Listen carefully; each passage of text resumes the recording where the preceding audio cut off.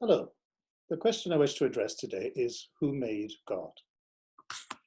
Why should we ask such a question as that? Well, everything we know has had a beginning, either conception or germination or construction. Everything has come from somewhere. The question therefore is, did God have a beginning?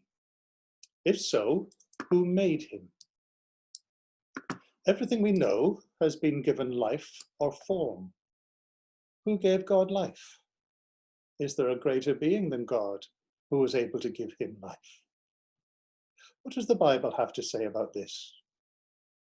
You may question why I'm going to the Bible, but as a Christian, I believe the Bible to be God's self-revelation.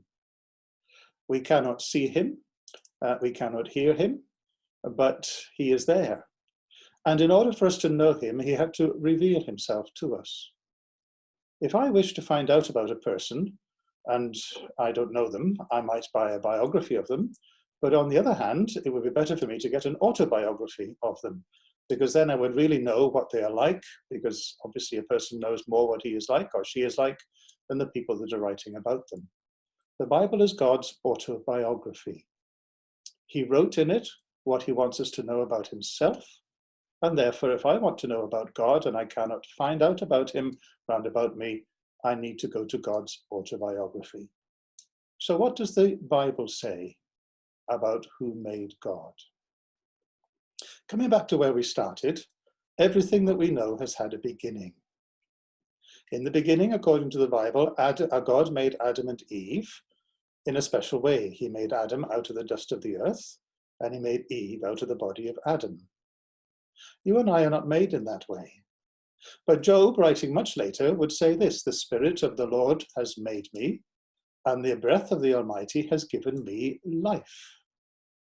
So every single one of us, according to the Bible, has been made by God in a unique way and has been given life by him. A preacher in the New Testament once said that God gives to all life and breath and all things.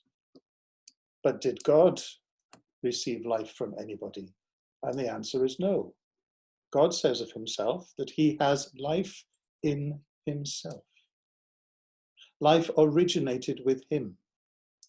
He has always had life.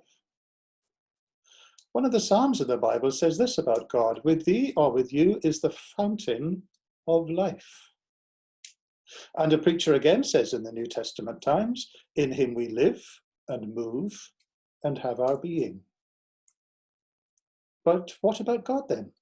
Well, we come back to a very important part of the character of God, and that is this: the names that he gives to himself. Moses once asked, when I go down into Egypt, who shall I say has sent me? What is his name? What is the name of the God that has sent me? And God says, this is my name, I am that I am. In other words, I am what I am, I have been what I have been, I will be what I will be, I am self-sufficient and self-existent. I depend on nobody for anything. The Bible calls him the eternal God. Eternal, basically, without beginning and without end. It reminds us again that he is the everlasting God. So basically, God says he has always been there. He made this world, he made you and I. He made everything that you and I see in this world in one way or another. And he is existing in himself only. Many of us will remember the very first Star Wars film, and I think it's also the sequence with every Star Wars film. We have these wonderful scripts coming in a bright yellow and disappearing into the infinity of space ahead of it. It's an image that God gives of himself. This is what the Bible says about God. Before the mountains were brought forth, or ever you had formed the earth, from everlasting to everlasting, you are God. A translation of those words, from everlasting to everlasting, written in the Hebrew, would mean in English, from the vanishing point to the vanishing point, you are God. Beyond infinity in the past and beyond infinity in the future, God is God. No one ever made him. No one ever gave him life. He is not a created being. He is simply himself. He is the fountain of life. He gives life to all. He receives life from no one. Who made God? Nobody. There is nobody greater than him to give him life. He is the fountain of all life.